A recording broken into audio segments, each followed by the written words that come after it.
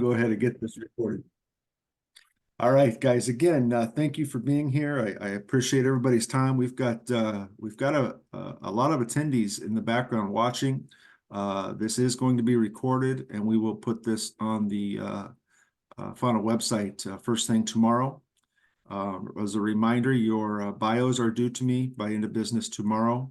We'd like to get those done so we can get those posted for the membership.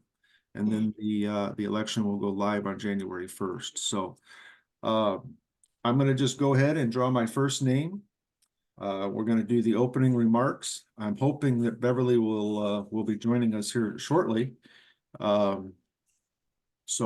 we'll just keep moving right along. And if she joins us, she does. And if she doesn't, that's okay. So we'll start with the opening remarks. And Katie, you were the first name I drew out. So I'm going to start with you. You've got your 5 minutes, and I'll go ahead and start the clock. So Katie, you're on mute. All right. Well, there you go. That's me, not knowing I'm on mute or not. All right. Hello, Fauna. My name's Katie Wenger. Some of you may recognize me from being on the Education Committee and the Marketing Committee. I've also attended hearings in the Northeast. But for most of you who have met me person to person, I was the scary lady at the East Coast Fifth Circuit with the binder. You didn't want to see me walking towards you. It struck terror in your heart. But I am a housewife to an amazing man who has made my dreams come true with providing me with Friesians. I told him I wanted to breed Friesians, and he said, well, since there are 3 spaces on a crate, we should get at least 3 mares, when I originally asked for 2. So with him, we have 4 little kids together, the oldest being 7 and the youngest being 2. And then we breed Friesians, along with our small farm that we have for beef and chicken eggs and rentals. So most of my life is on the farm, being around the horses and the kids. And I've been a lover of the breed since I could spell their name. It's probably one of the first words I learned how to spell. And I've been a member of Fauna since 2017, not nearly as long as some of you who are on the board currently or who are running for the board this year. And I won't be able to impress you with my background. There's not much there. I didn't go to college. I became a housewife. But doing that is a lot of balls to keep up in the air. You are constantly juggling everything from running the farm to homeschooling our children. There's a lot of things that I have to keep up with. And you would be surprised at the amount of paperwork New York homeschooling requires you to do. But what I lack on that paperwork, I bring in with my motivation to work hard. I will outwork anybody. There's no die. You do it. There's no other option but to continue until the task is done. And then, of course, I am extremely analytical. I will look at something backwards, forwards, any which way, ask other people, and research the absolute bejesus out of things, because I don't want to put my foot in my mouth.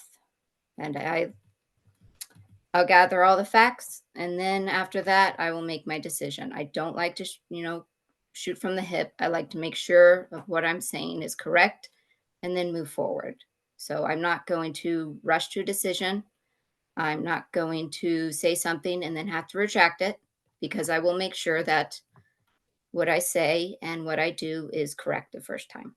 A little bit of a perfectionist that way, thanks to my dad. And while I expected to run for the board someday, I didn't expect it to be this soon. I expected it to be after maybe a decade of being in the breed and having a lot more experience with the breed. But after working at the Fifth Circuit, I was encouraged by a lot of the members there and the board members to run, and seeing how I conquered being a mare show manager, which is something I had never done. And I was encouraged by everybody and thought I did a great job, and they were surprised. It was my first time. I thought, okay, I'm ready to jump into the leadership role. I'm ready to take charge and help lead fauna into the future. And so that's me. Thank you. Great, thank you, Katie. Appreciate that. The next one I'm going to go with is Fernando. So Fernando, go ahead and start with your 5 minutes starting now. Well, hello everyone. I'm Fernando Horowitz. I've been a Frisian breeder since 2016. I started with a Frisian filly that I got in Wisconsin with Lana Markey. And if you want to learn how to breed, that's a good person to start with. I got really lucky there. Um, I I got that filly at home, and I completely fell in love with the horse. One shortly after became three, then became well, God, I don't know how many I have now, but too many. But the joy of this horse is that it's an animal that just captivates you, right? It just warms into your heart, and you just want to do better for it. You want to work harder to make it healthier. You want to work harder to make it happier. And you want those around you to be sharing that same goal. You want those around you to be promoting the same ideas um, to make that horse healthier. And I found that within fauna, and I found that within the KFPS. I was fascinated when I started learning about the breeding practices, and the amount of information that was available was mind-boggling for me. I owned a quarter horse before that, and if you want to breed a quarter horse, you just find another quarter horse, and then you have a foal. With the KFPS, you open a computer system, and you see all the weaknesses that you have on your horse, and you see all the strengths that you have on your horse, and then you're able to make an educated match. And I found that to be genius. I was blown away by that idea. So I um, I dove in deep into that notion, and um, did everything I can to learn as much about it. I asked questions. I'm very fortunate that I have a job that allows me to go anywhere, anytime. And in fact, if you hear airport noises in the background, I am in the airport right now. I'm on my way to the Netherlands through London. Um, so as soon as this town hall is over, I am boarding a flight in 15 minutes to head back out there. So I was able to leverage this position that I have with work and to a way to go to the Netherlands, meet people, learn more, foster relationships, learn more, and see what is it that makes this horse so special. What is it that makes the people want to have this horse? What made me want to have this horse? And it's fascinating how it's done in the Netherlands, and it's uh, incredible to see the opportunities that we can do to bring some of that knowledge here. I was fortunate to be asked to join the AVFP and Stallion Committee this year in January, after the KFPS approached fauna to host a stallion inspection in North America. When I was asked to join the committee, I said yes, because I thought this is a great opportunity for us breeders, is a great opportunity for North America horses. And I started working very fast and very hard within this committee. And um, we pulled it off. It was a small event. It's the first event. We learned a lot from it. We made some changes.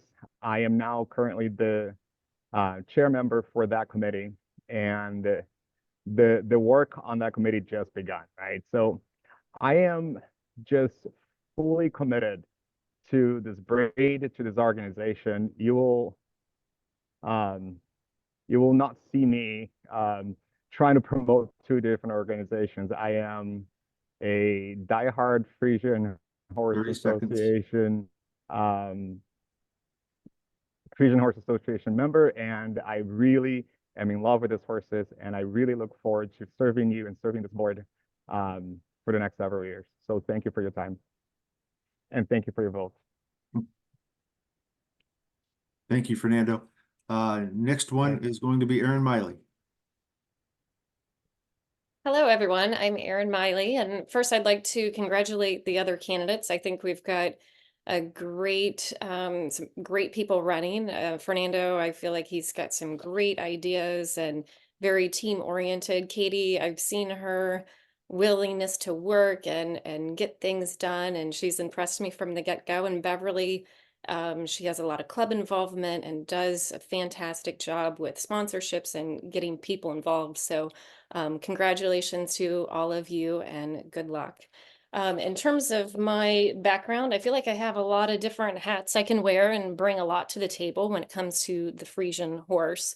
I've owned Friesians since 2012, started out as many of us do, where maybe I'll just get one and then it ends up being two, and then it ends up being what I call one herd, because it gets to be, you know, a higher number than what I'd like to admit sometimes. But we own and operate Miley Friesians in Greenville, Ohio. I also co-own a couple Peru Stallions that stand at Black Pearl Friesians, and that's Chala 454 and Omer 493. My husband and I do grain farming, so I can work from home, and I'm on the farm during the day, and I do a lot of the day-to-day work with our horses, and so I know the Friesians very well. I also compete nationally with our Friesians and different show circuits with IFSHA and open shows. I also have a master's degree in business, so I can wear that business hat as well. What I get most excited about is going out and doing breed demonstrations and getting new people into Friesians. So we've been able to do Equine Fair and Who's Your Horse Fair and Briarfest, for example, and to see the look on people's faces when they see the Friesians for the first time is just magical. So that's my favorite thing to do, along with the breeding. We do a lot of breeding here at home. I do have experience on the FANA board of directors, and I'm involved in a lot of different committees. So I feel like I can wear a lot of different hats and bring a lot to the table and different capacities. So I'm excited about running for the board and helping in any way I can. Thank you. Great, thanks, Erin. I've got Beverly here. She is, I'm gonna allow her to talk. Okay, Beverly, we've got you now. If you want to unmute your phone. Nope, and then she just dropped off. I gave her access, and then Joe, she dropped off. So we're going to. Is she there? Beverly, are you here? I'll try to connect with her in the background at the same time, Jason. Okay, I'm gonna go ahead and move on to my first question. If she pops back on, I would like to give her the opportunity to at least get her introduction done. If hopefully everybody will be in agreement with that. If we can get her on here in the next few minutes, but I'd like to go ahead and move on to our, oh, here she is.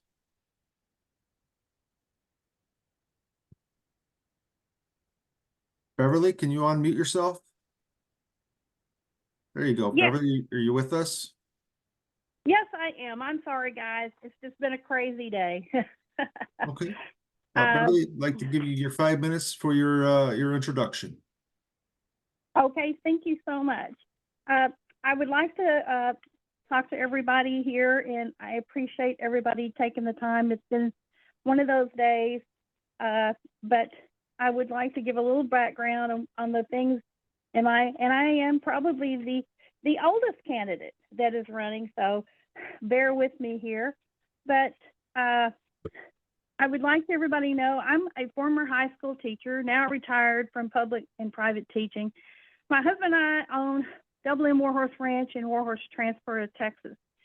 After I retired, I returned and took classes at Texas A&M, was very interested in genetics department, where I met Dr. Cochran, who is the head of the genetics department. He is now retired and he does a lot of consultations. And I was amazed at his experience and the fact that he travels worldwide giving speeches and tests and doing seminars. And I was very lucky years ago to get him to come to the Fauna AGM in Fort Worth, where at the time, Dr. Fox was one of his students. Because we were breeding very much Belgians, Clydesdales, and Percherons at the time, we helped Dr. Cochran get a grant for $250,000 to help him and his students to understand Jeb disease with Belgians. We also did CPL for the Clydesdales. We did samples. Everyone was wonderful. It gave us samples. A lot of vet students learned about these things. We also did samples for Friesians so they could learn about hydro and dwarfism. It was helpful for all of us, and they charged nothing. I also loved to travel, and also after retiring, I did travel and take incentive marketing classes and hired by an incentive and promotional company, which I was able to attend and take more classes. And one of the best classes I ever took was a motorsports incentive marketing class. This opened doors, and I was offered a job to oversee NASCAR, IRL, and off-road teams, helping fund events at tracks for sponsors, doing proposals and offered ways for companies like General Mills, Ford, General Motors, and cult brands to gain more of their market share and develop growing their brand. We also did hotel, airfare contracts, developed events, and brought business brands up to competitive markets. I have been a member of Fauna for 13 years. I am a very active member of the Lone Star Frisian Horse Club, which is in 7 years. And I also helped bring the North American Spanish chapter in to help them with their ability to help their own culture with the needs within Fauna as a chapter. This project took 5 years and another year for the chapter to be formed. My goals are more about diversity, which has not been addressed much in the years, and many help to help many of the Frisian owners and the benefit for Fauna. But we need to make changes for the next generation of Frisian owners. We're in a position that needs better marketing, more understanding of all Frisian owners.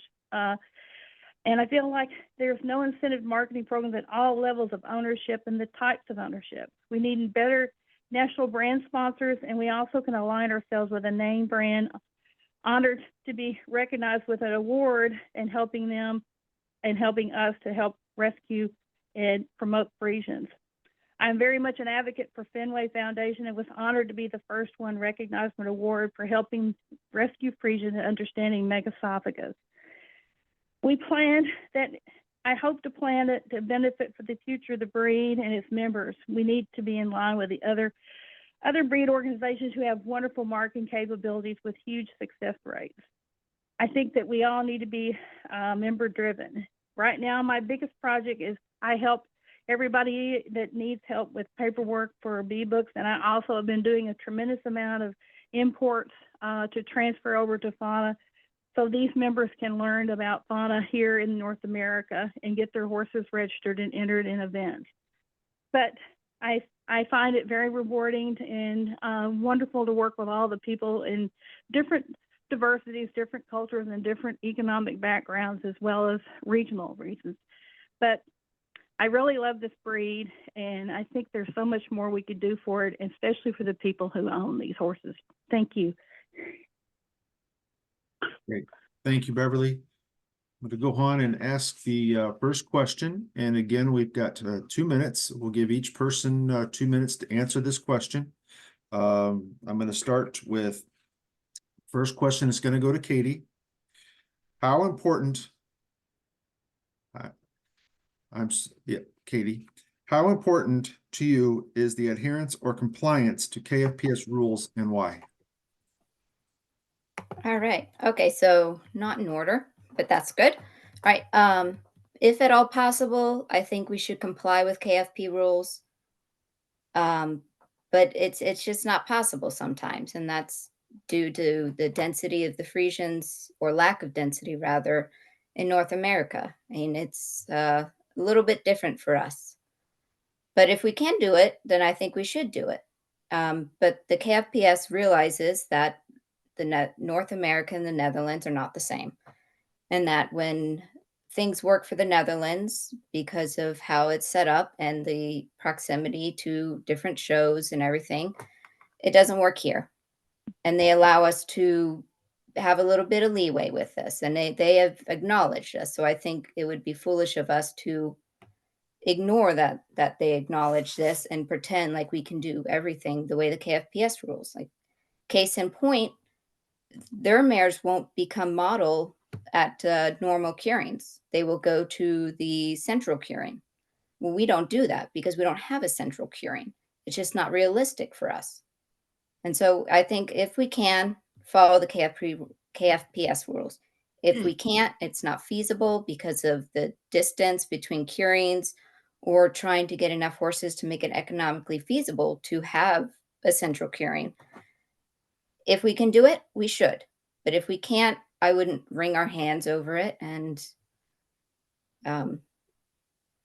just if it's feasible and financially smart. That's the other thing, is if we can do it, but it hurts the fauna organization's bank book too much and causes too much stress on the pocketbooks of members, it's not a good thing for our members. It doesn't help the members. It doesn't help the horses. So if possible, yes, follow the KFP rules. I'm a stickler for rules. But when it's not feasible and the KFPS says, don't do it this way, the judges won't be able to accommodate your schedule, we can't work with you with this, then we make our own rules, and the KFPS has signed off on that. Thank you. Thank you. Same question to you, Beverly. Same question. I am 100% feel that we should always follow the KFPS rules whenever we can. And I understand there's going to be times when we won't be able to because of the fact that we are such a large country. I think that we also need to try to adapt to things that maybe some members may not have the full benefits for. And because of that, I think we need to kind of think outside the box and help understand that some things can't operate the same way as they do as a small country as the Netherlands does. I also think that KFPS is very good in working with things. I myself have had a lot more communication with the KFPS office because I have many questions about paperwork and things about horses that I'm trying to help members with. And I feel like they understand that we do have some problems that we have to adjust and figure out a way to make work.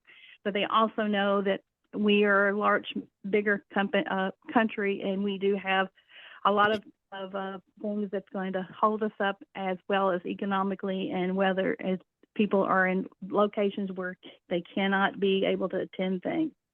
But being the fact that they are the parent, I think we should try to do as much as we can to be in line with all the other affiliates in the world, and try to be more uniform in what we can and can't do. But I feel like sometimes some of the things that they ask us to do is just not feasible as far as location. So, but I think overall, I'm 100% behind them. So that's how I feel. Thank you. Thank you. Same question to you, Fernando.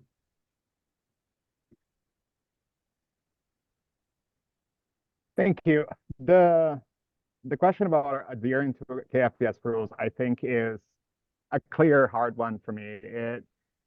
Fauna is a daughter organization of the KFPS. Fauna is not an independent organization. And those rules are set in place to protect the Frisian horse, to set guidance on how we operate outside of the Netherlands. So I think following those rules are important. Following those rules are there for a reason. And if there is a question or a need for rules to change, there's a process for it. Just making up our own rules and going with it because it works better for us is not how an organization is run. Thank you. Thank you, Fernando. Erin, to you. Yeah, the KFPS is our parent organization, so their rules apply.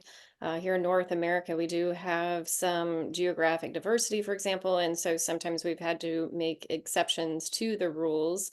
But we are KFPS and should follow their rules whenever possible. Thank you. Thank you. All right, we're going to go on to question 2. And Fernando, I'm going to start with you. To understand your ability to work with and lead people, provide examples of your leadership strategies.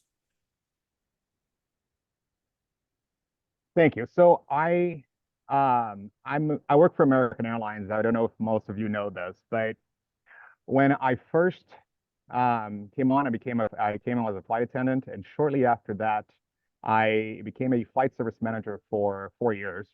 And I was given a group of 175 flight attendants, ranked the worst group in the company, including the Latin America bases.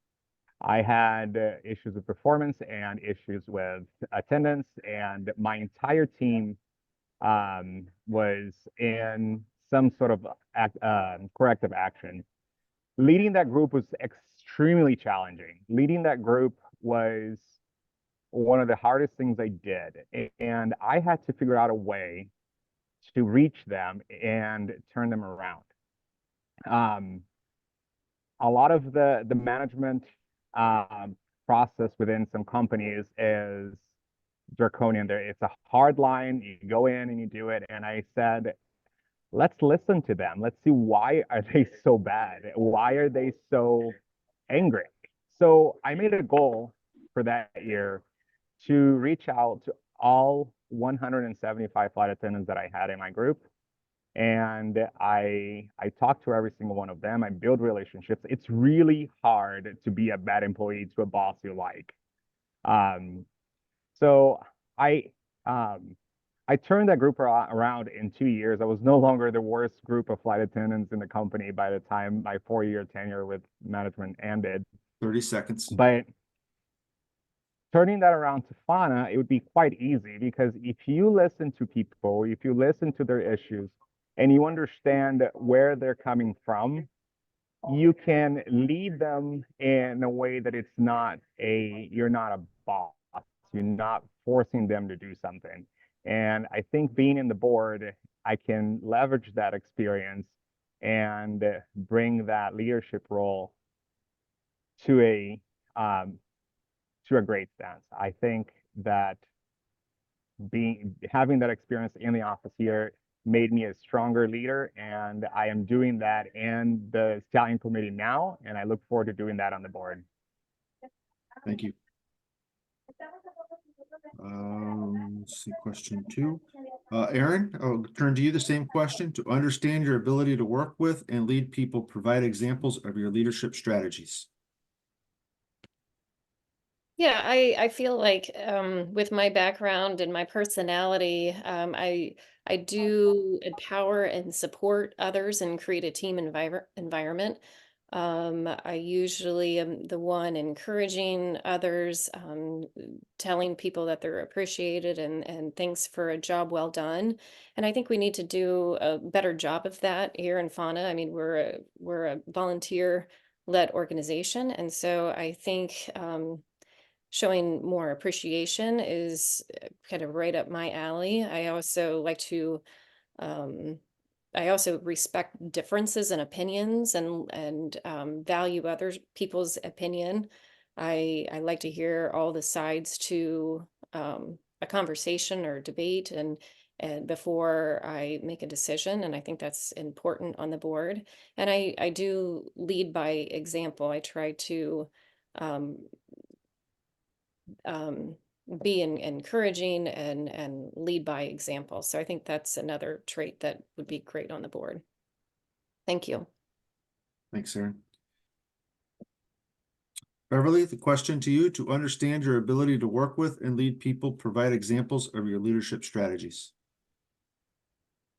Well, after being a school teacher for a long time, that's a big challenge when you have a group of 20 or 30 kids. You have to make sure they all get along, and you have to be creative. And also in college, and also with experiences working with of people trying to get them to understand things about their horses, nutrition, diet, and information. It helps. But also, I've done large groups for incentive programs, and we always have people who have problems and those that have issues that they need to work out.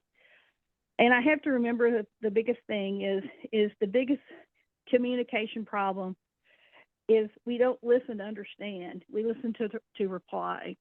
So we need to listen to understand and not just reply. I think anytime that you're in a leadership position, you have to negotiate skills where both sides can meet halfway and we can actually agree on something. And I think it's great that if you can bring people together and help them understand problems within their the issues that they have, and be a leader and show that you're there to help them solve it, it ends up stopping a lot of the problems that we have. But you have to work towards a goal, and that is to make sure that you achieve it. And I think that's the way we have to do it. Thank you. Thank you. Katie, to you: to understand your ability to work with and lead people, provide examples of your leadership strategies. Right. I tend to lead by example. If I don't think it's correct and I won't do it, I don't think you should do it either. If I'm not willing to commit to it, I shouldn't encourage other people to do something. If I don't back it, I won't make you back it. I don't think do as I say, not as I do has a place on the board or in the association for that matter. I'm not afraid to just take the leap, even if it means that people, will judge me and think I'm reckless. If I think this is the correct path, I'm going for it. And I encourage everyone to contribute. Open communication is key to fauna. If we don't know what our members are thinking, how can we serve them? And I'm not going to agree with everybody's opinion. I don't think any of us are. We're all going to have disagreements, and we can have disagreements. That's fine. But we don't get to belittle or disregard people's disagreements or opinions. Thank you. Thank you. Okay, we're going to move on to the next question here. And I'm going to, number 9, here we go. Start with Beverly. What is your viewpoint on the use of licensed versus unlicensed stallions in North America for breeding? Do you believe the use of unlicensed stallions pose a health risk? I think there's a place for both. When you have geographical areas that don't have the ability, if you think about it, you've got Alaska, Hawaii, you've got rural areas that may not be able to have an approved stallion. And if you look at it, you've got 23 to 24 approved stallions, and probably half of those stallions are still able to service mares. They've not aged out. They can ship freight. They do frozen. And that's a big thing we have to think about, is even though some people are located within an hour or 2 hours of facility, some people are located 15, 16, 17 hours and don't have that ability. So we have to have access. And a lot of places don't have the best vets in the world to be able to facilitate frozen or even anything else they can get. Thank you. Thank you. Katie, same question to you. I would urge all Frisian owners or breeders to exclusively use licensed stallions if at all possible.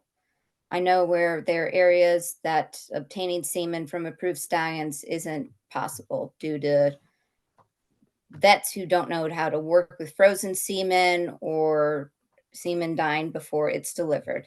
I know that's an issue, and until we get better vets or better mail service, that's just going to be the reality we live in. In situations like that, I think Fauna should continue to petition the KFPS for temporary full book breeding licenses.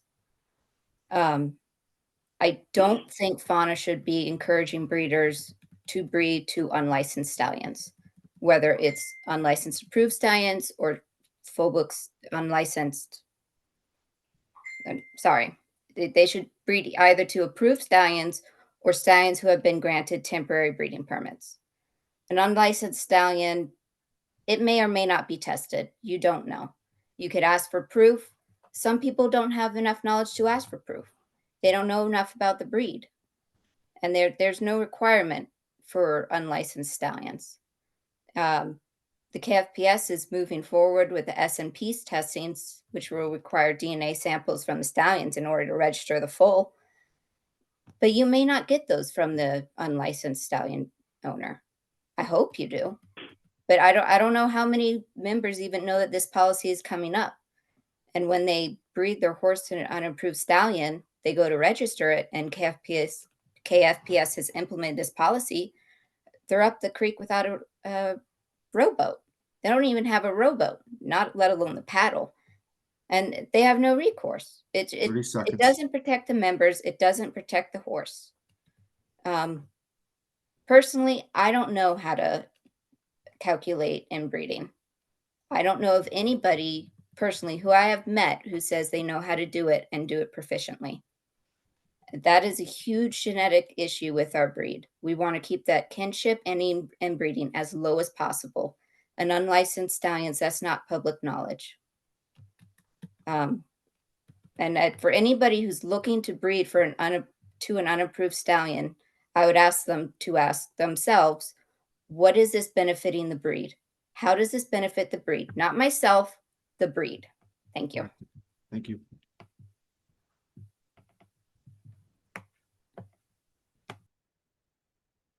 Erin, question to you. Yeah, in terms of health risk for licensed or unlicensed stallion, I don't see it as a licensed versus unlicensed issue. I feel like it's an education issue, because there are licensed stallions that carry genetic issues that we want to avoid. So if you have a mare that's a carrier as well, then you have a problem. So to me, I feel like it's we need to have those issues known, whether it's a licensed or unlicensed stallion, along with the mare. So people, when they go to breed their horses, have an educated background on which of those matches carry a health risk. So I don't see it as a licensed versus unlicensed. I see it more as more of an education piece. Thank you.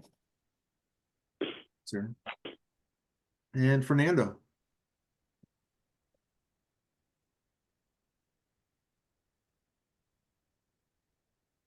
Let's try that again, shall we? So licensed versus unlicensed stallions. I think my stance on this matter is neither entirely against it or in favor for it. I think that there is a tremendous amount of information available on licensed stallions that you should take advantage of. They have a full genetic profile that you can compare against your mare and have a very educated decision on who you're breeding to. That information is not available with unlicensed stallions. That information is not available to you, so you can make those educated decisions. And you're making decisions now based on feeling. I feel that my horse is pretty and my mare is pretty and they should have a baby, and that's an emotional breeding, not a responsible breeding. And I think that approach has tremendous health risks, right? If you look at the quarter horse industry today, the amount of horses that are lame and crippled because they're doing uneducated breedings are enormous. So the use of unlicensed stallions without a genetic profile in my opinion, does cause an issue. However, I endorse an initiative to permit BBOK 2 offsprings to enter the BBOK 2 stud book through video inspections, receiving breeding advice.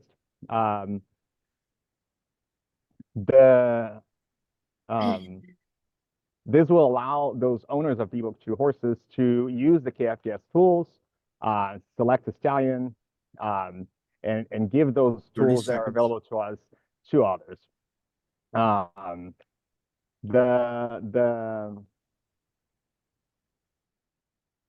The organization's responsibility, FANA's responsibility, is to protect and improve the Frisian horse, and utilizing licensed studbook stallions is the safest and most responsible way to promote safe breeding practices, in my opinion.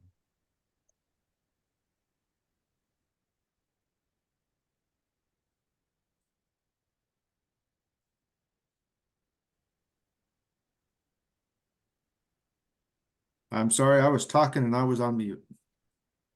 Erin, I'm going to start with you on this next question. What is one specific thing you would like to accomplish if elected to the FANA board? What steps or processes would you take to ensure your success? Yeah, I think we need to promote our North American breeders and what we're producing here in North America to a higher level. I want to get to the point where born and raised in the USA is a coveted term when it comes to Friesians. You know, we're doing I think a fantastic job here in North America with our breeding programs. We've got a lot of fantastic approved stallions here to choose from.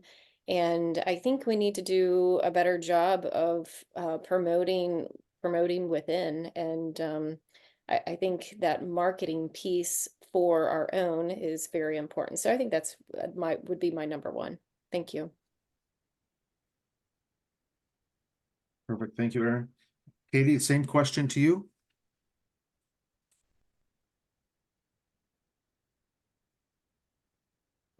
Which one was that, Eric or Jason? Sorry. Yep. What is one specific thing you would like to Okay. accomplish if elected to the FANA board?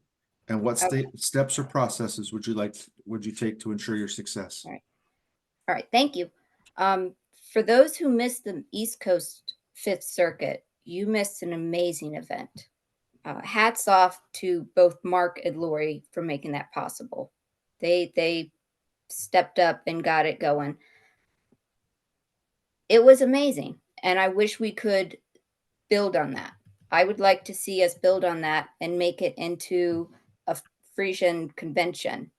For those of you who have been around since the 25th anniversary, there were an estimated 275 horses there. The Fifth Circuit on the East Coast had 120.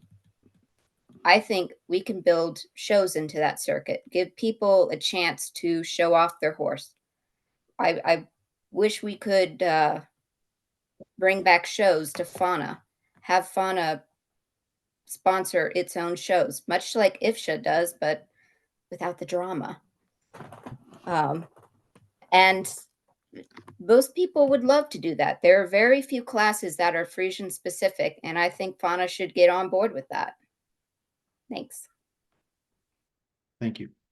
Fernando, question to you.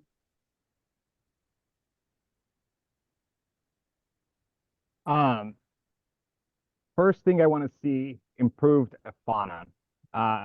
It's actually not just one thing, it's two. I want to see us do a better job at communication. I think that events that we had this year suffered tremendously because we as an organization are not strong at providing information to our members and communicating with members that are not as easily reachable. So for example, the Amish community, they don't get emails. We have to cater to them and send them a letter. Hispanic community, a lot of them don't speak English, so we have to reach out to them. I'm from Brazil. I am lucky enough that I speak very good English, and I am able to understand and see how those communities suffer because they may not. My family don't speak English, so I'm usually the that go in between those two. And I think we have a large amount of people in our community of members that needs a lot more access, and we need to improve access to our membership. And lastly, I am blown away every time I'm in the Netherlands and see the events that are held there. There's a term in Dutch that says gezellig, and that means community. It means just bringing people together. If you go to a current in North America, people are loading their horses and getting out as soon as that ribbon is on their halter. There's no sense of community. There's no socializing afterwards. There's no group debrief or group hangout process.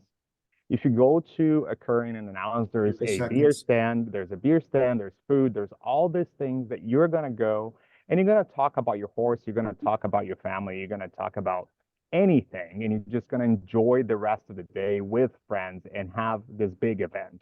I want to see that here. I want to see us bring people together, not only at the show ring, but also afterwards, where they can interact with each other and be a stronger community because we need to be stronger together. Thank you. Thank you. Beverly, a question to you. I think I would like to accomplish bringing more diversity in. I am just amazed at the group of Spanish people that I've met in the last 5 years. I totally agree that curing should be in their local area, should be the event of the year. And I do believe, and we did that because the Spanish people wanted a facilities that was the same as they feel that their horses are honored to be. When you have dinners and events and other things going on at a facility and people make it a 4 or 5 day vacation out of it, it brings all the people together. And then when you have all these people together, everybody's helping each other. There's no drama. We all laugh. We do things, we go out to dinner. I mean, we stay and do everything. And the sponsors love that too. When they see the camaraderie between all these people at an event, it makes them want to spend more time and give more funding to grow an event.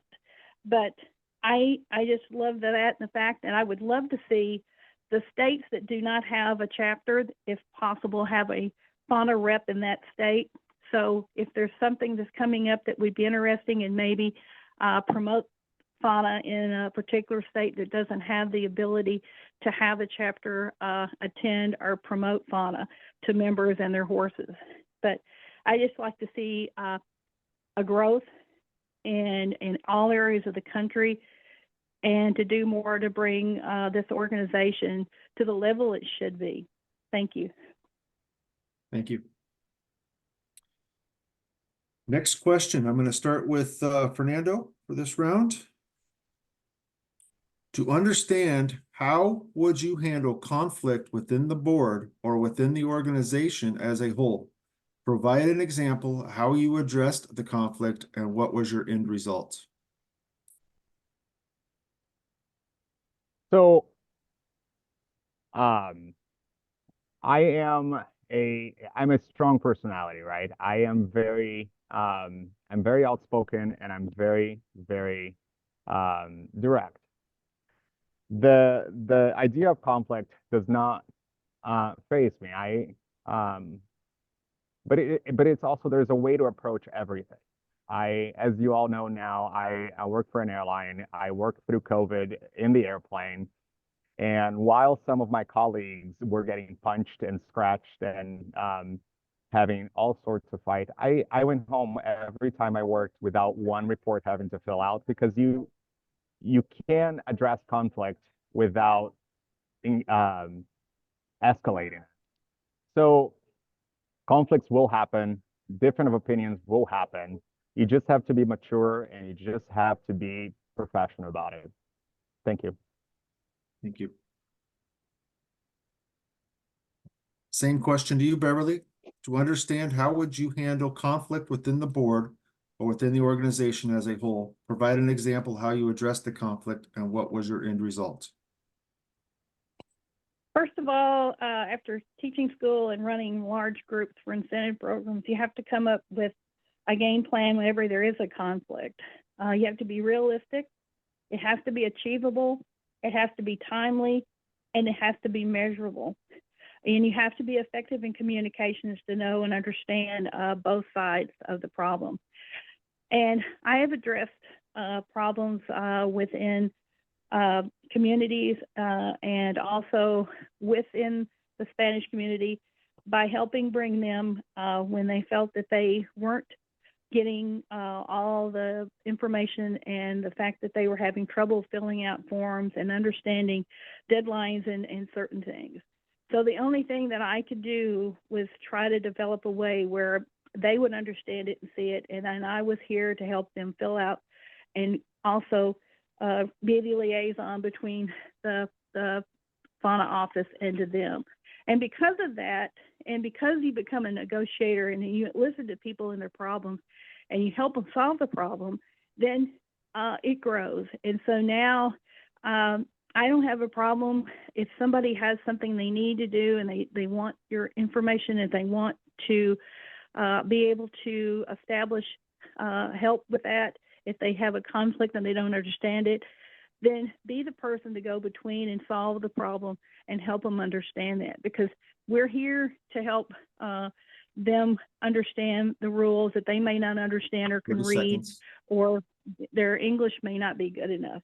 But I think that that's the biggest thing, is we're here to help them and we can find a plan and make it work. Thank you.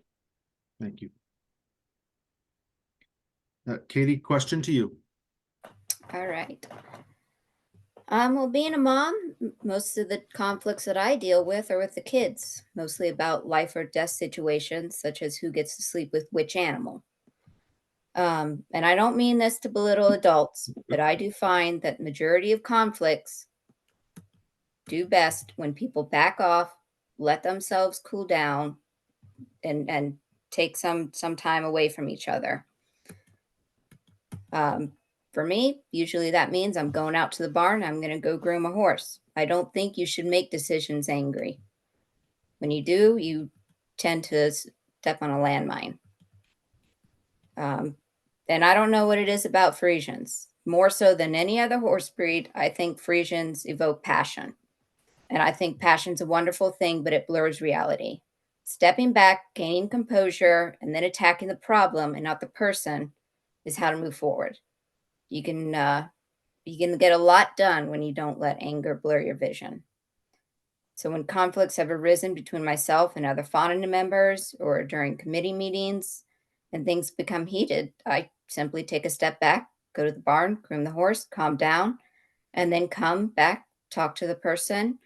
If I need to apologize, I will apologize, and either one of us will concede or we'll compromise, come to a solution. Again, attack the problem, not the person, and leave personal feelings at the door. It's not personal. We're all just trying to do what we think is best for the breed. And at the end of the day, that we all agree on that. We might have different views on what it is, but we all agree that what is best for the breed is our goal. Thanks. Thank you. Erin? Yeah, I don't always perceive conflicts as bad. I think in the midst of a lot of conflicts, you see a lot of change and new ideas. And so, not that I go after conflict, but I'm not afraid of conflict either, because it does go back to like what Katie says. We are a very passionate group about our horses. And so when there is conflict, it is good to listen to both sides of or each camp to see where they're coming from and how we can move and grow and make changes to hopefully resolve the issues. I do feel like established clear guidelines for code of conduct is important. I think we've done a lot better job of this within fauna, and at the board level, we have had to hold others accountable for their actions, and having those clear and established guidelines are crucial. to be able to do that. And as a board member, I think we should be held at a higher level of expectations for our code of conduct. So I think conflict, like I said, is not always bad. I think it drives a lot of change and can have momentum for new ideas and a strong way ahead. Thank you. Thank you. Move on to the next question. To understand how you handle customer service complaints or issues, provide an example of how you addressed the individual's complaint and what was the end result. Katie, I'd like to start with you. All right. So as I mentioned, during the Fifth Circuit on the East Coast, I acted as BARD manager, and I also helped out in the office at the computer, taking people's money and getting them all set up. And what the East Coast Circuit was a success. I don't want you to take anything away from that. But of course, there were problems. It's the first time we did this. There's always going to be hiccups. So I don't want you to think that I'm saying it wasn't wonderful. But there are people who rightfully got frustrated because schedules were changing. It was constantly in flux. And that's bound to happen. And especially when you have horses involved, you don't want them waiting for a long period of time before their class. And especially when classes get swapped about. Now, we can't always control this, but I found that if you listen to the person, explain to them the reasoning, and then offer them solutions, they tend to calm down and accept this. If you just brush them off or tell them to get over it, you're just going to pour gas on the fire. But I think overall, it worked out well, and people were not left frustrated. They left feeling heard and feeling that not only did we hear them, but we looked for a solution. And if you're not going to work for a solution, why bother listening to them? Thanks. Thank you. Fernando? Thank you. So at work, we have a motto called LAST. Listen, acknowledge, say sorry, and thank. And that is what they want us to do when we encounter a situation with a customer service challenge. And 99% of the time that works because people just want to complain sometimes. People want to be heard, they want to feel acknowledged, and they want to feel like you care. So when you say you're sorry, they feel heard, and then you thank them for their time for bringing their complaint to you, and life is good. So I was skeptical of that model at first when it was brought out to us. It was just one of those corporate ideas that I thought, in the airplane, we were flying from Dallas to Orlando. Some of my friends love the destination. It's my least favorite. It's always something happens on that flight, but that in Vegas. So going to Orlando, we are 4 hours delayed. Hey, it's American. We're 4 hours delayed, and passengers are getting angry because they're going to miss whatever they're going to miss, and they start asking questions. And one person was a little more angry than she should have been, in my opinion. But 30 so seconds. I just sat next to her and I said, "Tell me what's wrong." And she just spent 15 minutes talking. By the end of that 15 minutes, she was back to normal. She was talking in a normal tone. She felt acknowledged, felt listened, and that's how you handle a customer complaint. That's how you handle a situation where it's a challenge and it might be difficult for you to actually sit there and listen, but if you give them the time they need, they will respond positively. Thank you. Erin, question to you. Yeah, for customer service complaints, I think the number one thing we need to do is listen to people. That is something like Fernando and some of the others have said, they want to be heard. People want to be heard. They want to know that their opinion is valued.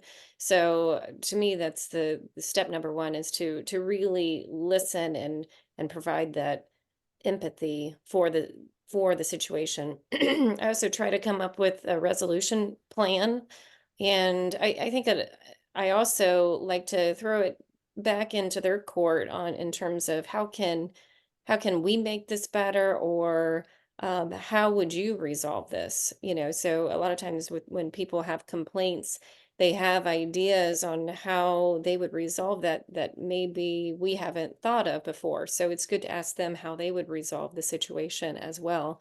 And it goes back to being able to listen to people. Thank you. Thank you. Now, Fernando, I just want to interrupt just for one moment. If I remember it correct, you have a hard deadline that you have to be off, and that's 8 o'clock your Central Time? That's 8 o'clock Central, yes. Okay, so we got a few more time. I want to make sure that I give you enough time to do a closing statement in case we run into that. I don't foresee it. I assume we'll be done by then, but I just want to make sure that you get that opportunity. Thank you, Jason. Appreciate that. Okay, we're gonna move on to the next. Beverly, we didn't go to you on that question, did we? That's okay. I'm sorry. I apologize. I was moving too fast. No, that's okay. Customer service complaint issues is, like I said before, our biggest communication problem is not listen to understand, but to reply. And I take, anytime I have a member that's got a complaint, I try to take the complaint and own it and try to find a way to solve it. And a lot of times, our people who are trying to get their horses registered and trying to understand and can't figure out paperwork, I will go the extra mile, and I will help them fill out the paperwork and send it in and help them understand. I find that if you become more personally involved with a complaint, whenever it's a problem with trying to get something resolved quickly, I listen and understand, and I also sympathize with them when they do have a problem. But the biggest thing is to find a solution that's going to work for both parties. And it works very well. And I probably should say work too well, because I get calls and texts all the time about, now, can you help me figure out this paperwork? Because I have no idea what I'm doing. And I don't want to look like I'm not understanding or not educated, but I'd appreciate it. And I don't have a problem with that. And I think that we're a service organization first, and we're here to help the members and also make sure that we understand and make their needs for their horses. Thank you. Thank you. Beverly, I'm going to go right back to you with the next question. What characteristics do you possess that you would consider as strengths when working in a board environment? I think I am very much a team player. I tend to take strength is of working to try to find a resolve anything that we can to make things more positive. I think that we need to also look outside and try to find new ways to help promote and do better for our members. And I also feel like that as a whole, anytime you have a group of people who have the same mindset and the same thoughts of trying to work to a common bond, you will always have a positive leader aspect in your group. And I think that's the most important thing, is everyone get along and have input and try to perform and help an incentive program to help members and work together in the board, and everyone have the same positive entities and also the same attitude. Thank you. Erin, question to you. Yeah, I feel like I'm a good listener, and I empower others. And I think those are strengths when it comes to individuals on the board. I also encourage others to get involved. I'm the one that taps on a lot of shoulders to say, hey, you should join this committee, or maybe you should run for the board, or, have you thought about supporting fauna in this capacity, and let's do this together, and those type of things. So I think that's very important strength that I have. I work well with others, I believe, and I'm open to new ideas, and I'm the type of personality where I'm willing to help others and encourage others, and to benefit the organization. Thank you.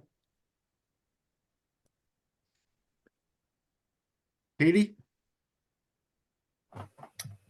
All right. I'm research driven. I am, as I said, very analytical. And when I don't know the question, I'm going to tell you I don't know the question, and then I'm going to go find out the answer. And then I will find out the reason behind the answer. And I will probably give you a 3-page analysis when you just ask for a simple yes or no.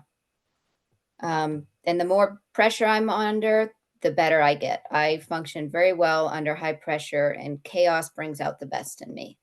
So when things are going insane, I'm able to look at it, organize everything, and make it work. And I remain calm and level-headed. It takes a lot to get me riled up. I will admit it's not good when it happens, but it's very rare that it ever happens. And I'm quick to apologize when I'm wrong. I don't want that resting on my conscience. I want others to know that if I'm wrong, I need to come forward and say so. Another reason is I check my personality and my personal feelings at the door when I go into a committee meeting, because it's not about me. It's about fauna and the Frisian. And so if I disagree with them and I don't particularly care for the person I'm working with, it doesn't matter, because the solution is the goal. Not my personal feelings, but the horse and the task at hand, whether it be on the board or in the committee. And I'm very direct. I think that might be an issue with some people, but you do not have to guess where you stand with me. I will tell you exactly what I think and why I think it. I'm not going to be mean about it, but I admittedly lack tact, which might be why I enjoy the Dutch culture so much. Thank you. Thank you. And Fernando. Thank you. I'm an innovator person. I think a lot outside the box, and I always am looking for ideas to make things bigger, greater, better. For example, currently we're working on the 70-day inspection for the horses that were selected. There are 4 horses, which for North America, it's fantastic. It's huge. We haven't had one in 12 years. So that's really exciting, but I want to make this bigger, better, greater. So I am trying to get creative on how to include other horses to be involved in this event. Maybe a BFE, or maybe a IBOP, or so, however it is that we can make that project bigger, more attended, have more visibility, is something that we should explore. I listen. In the community that I chair now, we've had the most productive meetings that we've ever had entire year, the last 2 sessions, because while I have a ton of great ideas, I also want to hear your idea. I want to hear how you feel and how you can contribute to this committee and this organization. I want you to tell me and tell us how we can work together and make this a better, bigger, greater organization. And that's really what I bring to this table. I bring innovation. I bring thinking outside the box, and I'm excited to do this. Thanks, Fernando. Thank you. Next question, start with Erin. What can fauna do to encourage purebred Frisian owners to register their horses with the KFPS versus another registry? Considering the number of Frisian registries available, What are some of your ideas to bring the Frisian community back together as one inclusive unit? Yeah, I think we need to communicate and market our KFPS Frisian horses as the #1 choice for the #1 registry for education, health, and quality of our horses. And I think marketing is really lacking right now when it comes to showcasing those difference of the piece of the health research that we do with our Frisians and the knowledge that we have within our organization. So I think we need to communicate that a little bit better. I think we also need to be a little bit more welcoming to new members and have a more cohesive, uh, family-friendly type environment. Thank you. Thanks, Erin. Beverly? If you need me to read the question, let me know. Oh, no. We always encourage each and every person who can register their horses with KFPS and FANA to be the first go-to registry to do so. We also encourage them to expand and also set up where if they want to attend shows and do other things that they can. We just want them to have the availability to promote the horse in any kind of environment that they possibly can. I also think that a lot of times, depending on the environment or the location, that sometimes people with Frisian horses don't get the same benefit that some people do if they're on the east or central areas, which may have more shows geared towards those people with Frisian horses. But we have found that in the last several years, if we can do individual get-togethers and bring people together and do community type events, it helps for us to discuss the things that people would like to do differently. And we understand that not all horses can attend a curing. Some people would prefer to do an event or an expo or even a demonstration or even an educational thing, which I want them to understand that their horses are just as important and they're part of the registry, that they are a big part of the reason why we have to help these members and their horses grow. And I think an incentive program would be great for everyone. And we need to also do things in areas which may not have a lot of things for people to do, but we have to stay member driven and we have to represent each and every paid member who has joined the association. Thank you. Fernando?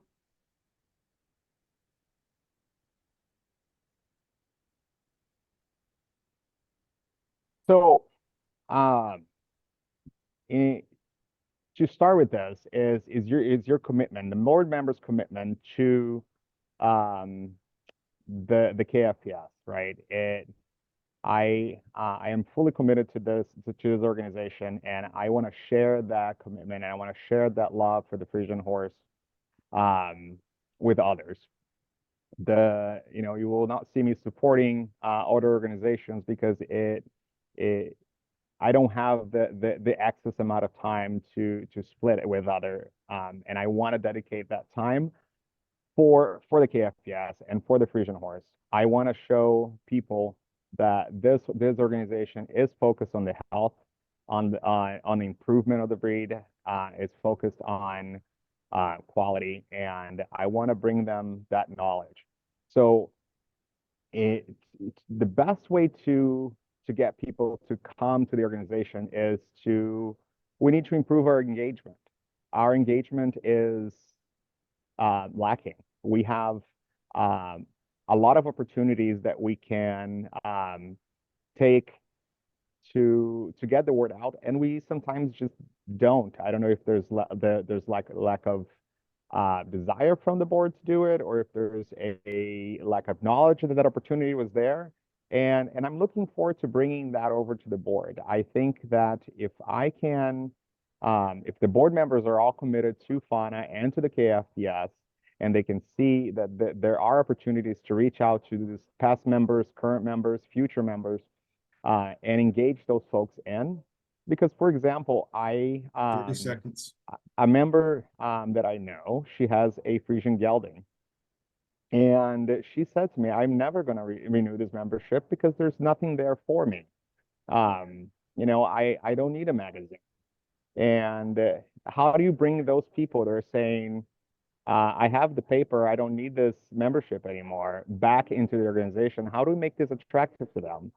And how do we make those who have horses that the paper doesn't matter? How do we tell them, hey, we have something for you? Let's engage those people. Let's get those people to come on board and get involved.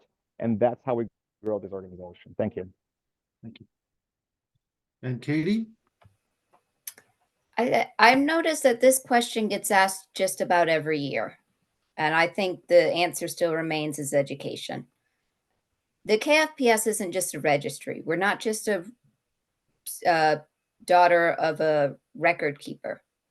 Fauna and the KFPS, we provide information. We provide tools for people to better the breed, to take care of the horse, everything in between. We have articles on the website about how to groom your horse and help prevent scratches, to how the metabolic threshold for a Frisian is different, and therefore you have to change how you train the horse. It's not the same as other breeds. Like, we have so much information available from the KFPS and Fauna. Other registries don't have that. They simply act as a place for you to record the bloodline of your horse. We give you tools. And for people who aren't breeding, or they have their horse, why do they care about the paper? I think we should bring shows on. I can't imagine what the AQHA would look like if they didn't have shows. I think the way forward for Fauna to get more members involved is to have shows, even if it's just fun shows. Do something to give members who don't breed an opportunity to show off their horses and to become involved in the future of the breed. Thanks. Thanks, Katie. I'm going to ask two more questions, and then we'll move on to our closing argument, or closing statements here. This next question, I'm going to throw a curveball at you. And I'm going to start with Fernando. Where do you stand with regard to all Fauna members receiving full services, including those who register B-Book 2 fulls? If you need me to repeat that, let me know. Yeah. Where do you stand with regard to all Fauna members receiving full services, including those who register B-Book 2 fulls? Well, I think that's pretty simple. We don't have the ability to do it now. B-Book is a hot topic every year, and it's been a hot topic for a long time. I think there is a lot of discussion to still be had. I am not entirely against it, and I'm not in favor. So I think that at this time, some members are going to not be able to register their horses within Fauna, but their horses are still going to be registered with the KFPS. Fauna has a lot of information on their website on how to do it. We have managed to do a lot to get those horses inspected virtually. And other than that, they have those same services available. They have access to the Fauna portal. They have access to everything else. So I don't see that being a challenge right now. I think there's work being done in the background. There's a committee working on B-Book, and when the committee comes out with a recommendation, is going to be the time for us to address this question. Thank you. Thank you. And I think we've lost Erin, so I'm going to move on to Katie. Katie, do you need me to repeat the question? No, I got it. Thanks, Jack, for that question. I saw that earlier, and I thought, boy, that's a landmine. But being frank, I honestly don't know whether we should approve all rights to B Book 2, because right now the bylaws are a little sticky. I'll put it that way. And I think we should follow the bylaws. And we need to clarify those bylaws. I can't say which way we should do it because there is no rule for it right now. Some people interpret the bylaws to say that B Book 2 should have full rights, and other people interpret them to say that B Book 2 do not qualify because they're from unimproved stallions. I think we need to clarify those, or we risk the chance of people saying we're not following our bylaws. And if we can't follow our bylaws, why should we expect others to? And I've also noticed that B Book comes up repeatedly, whether it's elections or just topics that people talk about. I don't know if it's ever going to be put to rest. We've voted on it repeatedly. I think the membership should have a say, and I think they should have the final say as to whether they want B Book 2 to attend hearings, which as of right now, I believe that's the only thing they're not allowed to do. Everything else they have full rights to do. And if the membership agrees with it, I'll stand by that, and we will change the bylaws to support their stance. Thank you. Thank you. Beverly, do you need me to read that question for you? Yeah, read it back to me so I can make sure I got it down. Where do you stand with regard to all fauna members receiving full services, including those who register B Book 2 fulls? I will say this, as a person who was assigned to help register B Book 2s for people and working with KFPS, I feel like that if the KFPS wants us to do this, as their parent registry wants us to do, then I think we should follow that rule. I also think that the membership should be able to vote on it whether they want to or not. I don't think it should be left up to a certain group of individuals. I think it should be left up to the overall membership. I also think that if we do registration over here in the United States, it would help a lot, because in October they slowed down B Book 2 due to shortage of staff, and so we're backed up again. I'm also doing imports, so I just want to think that maybe the B Book 2s, if they are a full paying fauna member, that they should receive all the rights that the members do. But I also believe that if KFPS wants us to become the same as the other affiliates that already have B Book 2s and do things, then that we should do that, since we are following under KFPS rules. Thank you. Thank you. Erin, I see you're back here. So I've kind of thrown everybody a curveball. I've got a question here. It's, where do you stand with regard to all fauna members receiving full services, including those who register B Book 2 fulls? Yeah, so with the B Book 2, some people call it an issue or however you want to talk about it. We are the daughter organization of the KFPS, and they see them as Parisian horses. So in terms of the services that we provide, I think we can better do improve the issue around that issue. We do currently register them, but that it's a little bit more cumbersome, to say the least, for them to register their B Book 2 fulls. However, with that said, I feel like I'm as an improved stallion owner, the value of an improved stallion, I think, needs to be communicated on when it goes back to some of the health issues and things like that. I think, we do need to encourage those people to know the differences between, and I'm not saying B Book 2 horses are less quality, but just know the differences between the registration papers and the like, and educate them as well. Thank you. Thank you. We're going to ask our last question here for the evening, and then we'll move into your closing statement. This next question, if you need about an extra 30 seconds for this question, please take that. So we'll give you 2:30 for this last question. What do you think are the most critical issues facing the Frisian horse at the current time? What practical steps could Fauna take towards addressing these issues? Katie, let's start with you. All right. I first noticed that the question was the Frisian horse and not fauna.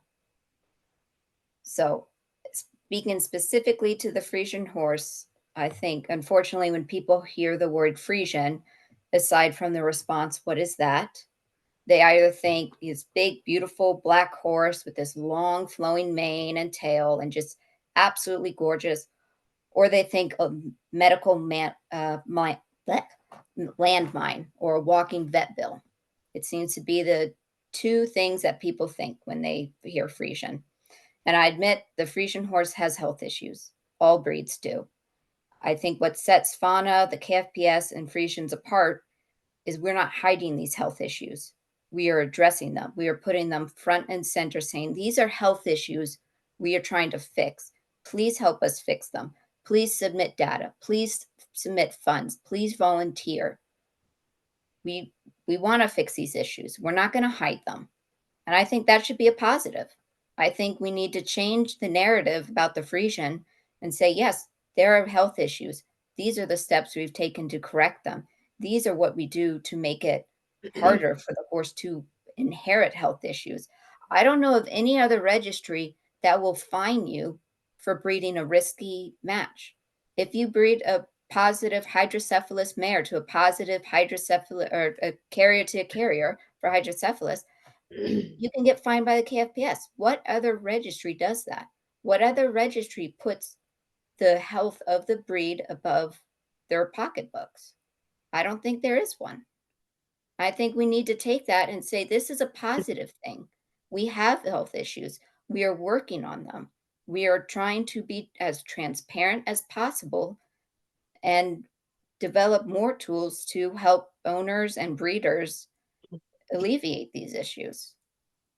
I think Fauna is doing a wonderful job addressing these things.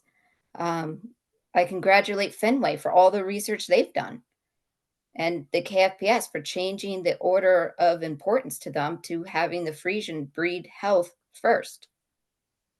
It's a great thing to have a beautiful moving horse with perfect conformation, but if they don't have their health, what good is a beautiful horse? And I think we just need to change the narrative on that there are issues. All breeds have issues. We aren't going to hide them.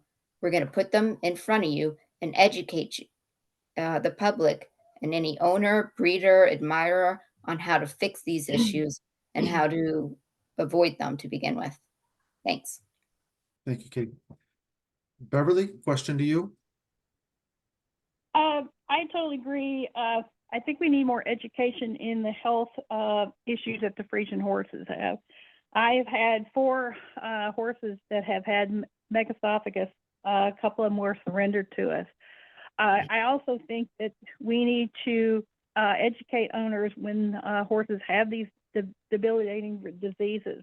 A lot of people don't understand some of these horses that have these problems have to be fed separately and differently.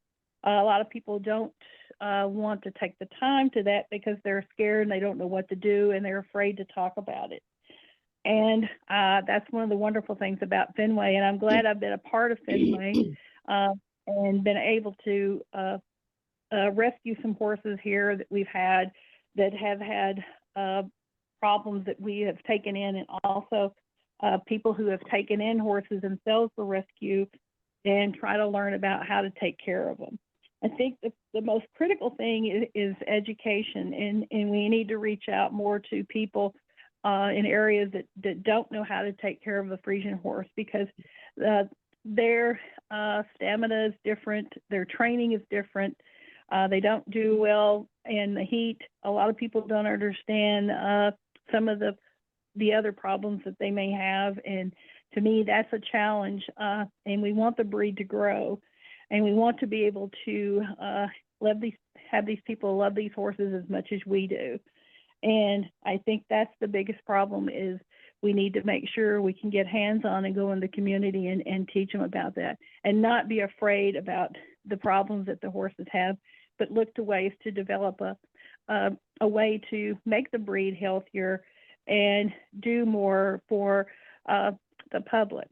It's a great thing to have people who've never seen a Friesian before be able to see one and understand all the wonderful things about them. But also the things about them that most people who have been around the horses for a long time don't understand. 30 And seconds. that's a big issue. But I do think that we're heading in the right direction. And I think that the testing is going to get more and more involved as the years goes on. Thank you. Thank you. Erin, question to you. Yeah, I see two major items that I think are very critical right now. One is marketing. I think we need to do better marketing to the vast majority on what makes our horses so special. You know, they're not just dressage horses. They're not just driving horses. They're fantastic family horses. You could take them trail riding. They're great with kids. Their personalities are spectacular. So I think we need to make a more of an appeal to different varieties of riders and horse owners, that to let them know that Friesians should be their number one choice for their horse ownership. And also is the youth aspect. If you look around at our organization, it's really lacking for youth. I mean, it's an aging membership, and we don't see a lot of youth members coming on board, and I think we can do better. I know we've taken our horses down to Briarfest at the Kentucky Horse Park, and if you don't know what Briarfest is, it's the Briar collectible horses that, at least I grew up trying to have my Barbies ride, because the Barbies, that was the only thing they were good for, is to try to put on your Briar horse and have them prance around. But those Briar horses are collectibles, and it draws this huge crowd to the Kentucky Horse Park. And, having our horses there and organizing the demos there for a few years, just to see that smile on these, kids and adults for the first time to see a Friesian in person is just magical. And I think we need to take our horses out in public more, not just within our Friesian community, but the public at large, so they can meet our horses and love them and see how magical they are firsthand. So I think we definitely need to really focus on that youth aspect so we can grow our organization and sustain it in the future. Thank you. Thanks, Erin. Fernando? Oh my God, Erin, Barbie was this year was the year of the Barbie, right? So I hope your Halloween costume was you riding a Friesian horse in a Barbie costume. So I just hope that happened. And if it did happen, I want to see pictures. I don't know if you want me to see me look like Barbie. Things have shifted in the last 50 years. But that would be a great costume. So the Friesian horse does have health issues. Health issues needs to be addressed and needs to be monitored. And I think Fauna and the KFS are doing a great job at that. The KFS recognized that they wanted a sport horse, and they later on realized they moved too quick, too fast towards one go, and left a lot of good genetics behind. They are working tirelessly to rectify that mistake. They are trying to find stallions with more unique bloodlines that are not available or becoming unavailable, and they're approving those horses. They just here in North America, for example, they selected a stallion for the 70-day for the presentation days and 70-day test for the third step of the selection, mostly based on his bloodline. So the KFS is working very hard to rectify and help improve those health issues within the Friesian horse.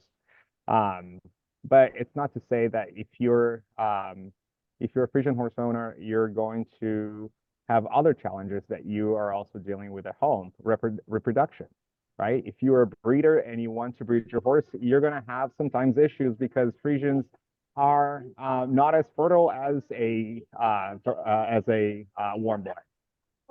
Frisian have sometimes very difficult time getting pregnant with frozen semen versus fresh semen, or this particular stallion will work with this particular mare. So there's a lot of work that needs to be done in improving the overall health of those horses. Now, with that said, there are other challenges that we can address with the Frisian horse, and that is, we need to make this mainstream. We need to make this breed, and we need to share the love that we have for this horse with everyone else here. The fact that we don't make these bigger, better, larger events, and we have other breeds be much more popular because they are doing a better job at marketing. We need to work on our marketing budget. We need to revitalize our marketing committee, and we need to get out there, and we need to make a strong effort to bring this spotlight to the Frisian horse. Thank you. Thanks, Fernando. So that's going to wrap up our question and answer session right now. So now I'd like to give each one of you, and I'm going to start with you, Fernando, 2 minutes to do your closing statements. And then after everybody has gone through the closing statements, we'll wrap things up and thank everybody for their time. So Fernando, if you'd like to start with us. Thank you. So there are a lot of reasons why you should vote for me. I am very committed to these horses. I am very focused on them. I'm innovative, and I'm happy to work hard to make this horse and this breed better. I am dedicated to it, and I'm willing to do the work. I am focused on following the KFPS breeding rules, promoting licensed stallion breedings, and promoting healthy, educated, responsible breedings that will yield healthy, happy horses. And I think that if we stay in that route, and if we continue to make decisions that are based on the horse, this organization is going to move forward very quickly. We need to focus on spreading the word. We need to focus on working on our marketing committees. We need to focus on getting that budget way up and spending a ton of money on letting people know why this horse is so great and why you and me love that horse. If you vote for me, you will have my full commitment to working very hard on making that a priority for us to, in the next few years, to get this message out to not only our current members, our future members, and just population in general. I was quite impressed with occurring in Colombia and Mexico, where they had a huge party. People who had never seen a Frisian horse before was there. They were looking at those horses. They were happy. They were excited. It was a community. It was a community effort. I want to bring owners to the current. Yes, obviously, I want to have a lot of horses there, but I also want to bring those people who have no idea what a Frisian horse is, so that they can learn and they can also get one. They can also come out to you as a breeder and say, I saw this beautiful black horse, and now I know that you breed them. Can I come and talk to you and maybe buy one of your horses? I want us to have a very successful breeding program in North America, and I need your help to vote for me in order for us to make that happen. Thank you. Thank you, Fernando. Beverly. I would like to say that voting for me, I'm going to take over what I do best, and that's marketing. I've got a great pool of sponsors that are national brand sponsors, and I have been able to divulge through those sponsors to help our chapter, and I'm also working on stuff for the Spanish chapter, which has really taken off. I think that if we work on a marketing plan and try to bring in some of these big name sponsors to help offset some awards and offset the facilities to have bigger events to celebrate these horses, and also in an environment where everybody can come and enjoy themselves and make it like a mini vacation if they wanted to. But there's so much brand marketing that you can do in business to business, and a lot of people understand that. And I just found out that, you know, the AQHA just signed on Farina for a large amount of money to be their title feed sponsor. Farina's been good to us down here in Texas. They've supported our curing. They've given us free feed, and they're ready to get involved more, but I need something that's tangible to give back to them. I've also got some other people who are very interested in promoting and helping that, but it's a 5-year marketing plan. It works, and people want to get involved, and they want to learn more about the Frisian horse, and the more that we do, the better we do. And I want all the members that are currently new members and also members that have been with the organization a long time to feel that they're still needed. Everybody pull together and be a group that does nothing but promote the Frisian horse. But I think there's a lot of potential there. We need to move on setting up programs that will help us all over North America. And I think that we should head in that direction, but there's a lot of sponsors that would be happy to do so. And we need to make sure that we can figure out a way to make them happy and be a continued sponsor. Thank you. Thank you, Beverly. Erin? Yeah, I want to thank everyone for taking the time to get to know the candidates. I think that's very important. If you do vote for me, I feel like I have a lot of hats that I can wear that can bring a lot of value to the board. And like I said in an opening remarks, I'm a Frisian breeder. Since 2012, I compete with our horses. I have board experience, I have professional experience, and we've committed ourselves to supporting North America breeders by helping with some fantastic stallions here in North America. So I think with those different hats and some experience on a lot of the different committees, from sports committee, the youth committee, finance committee, inspection committee, I can bring a lot of different perspectives to the table, and I think that's very valuable. Thank you. Have a great night. Thanks, Erin. And Katie, we'll finish up. All right. Thanks for attending, everybody, and thanks to all the candidates and to Jason and Joe and Allison for putting this on. I know I'm not everybody's cup of tea. I might be somebody's straight shot of whiskey or Everclear, for that matter. And my directness may cause some people to be a little stunned and not know how to take it. It's never intended to be mean or rude. I can promise you that. It's just, I don't play games. I don't bounce around the point. If I have an opinion, I'm going to give it. I might not have an opinion, so there's sometimes that, but I'll quickly get one. But the thing is, if I am elected to the board, my first duty isn't to the membership. I don't think any of our first duty is to membership, whether we're on the board, whether we're committee members, or even if we're just members. The first responsibility we have is to the breed. We're all here for the Frisian. And that is going to sometimes mean we have to put our personal gain aside. It often is going to mean that.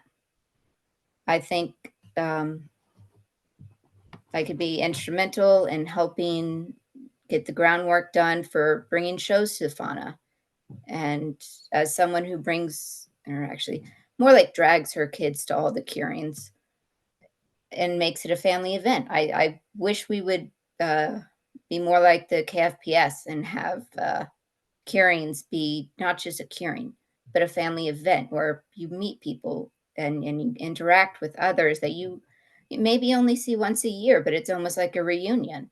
I can't tell you how many people I saw at the Fifth Circuit who were thrilled to see each other, and they hadn't seen each other for a year or so, or even longer. And this is the one time they got to see each other. And it wasn't just at the end of the night, we're all going to go home. It was, hey, let's go out to dinner. Let's go do something. And they kept the festivities going. I want that to be each and every curing. I would like to see that across the board. If you think I'm worthy, vote for me. I would encourage you to research all the candidates and talk to them. The best way you're going to understand them and their thought process and their background is to ask them. Point blank, ask them questions. Thank you. Thanks, Katie. As I appreciate the candidates this evening. Fernando, I know you've got a flight to catch, and I want to thank everybody for attending this evening. It is recorded. It'll be on the final website tomorrow, just as soon as the candidates get us their biographies. Remember, they're due by the end of business Eastern time tomorrow. We'll get them posted. Thank you, everybody, for attending. And again, the election will start January 1st, and it'll go out by electronic ballot. So thank you and have a great evening. Thank you. Bye-bye. Thank you. Thank you. Thank you. Bye all. Thank you. Yeah.